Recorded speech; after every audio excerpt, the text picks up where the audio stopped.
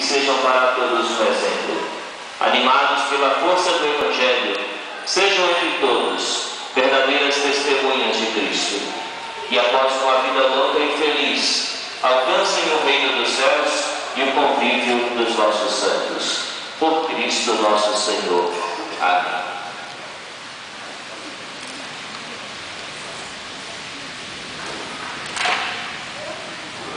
Sim, agora eles irão fazer a assinatura do processo matrimonial, iremos fazer a bênção, depois a assinatura do processo matrimonial. O Senhor esteja convosco.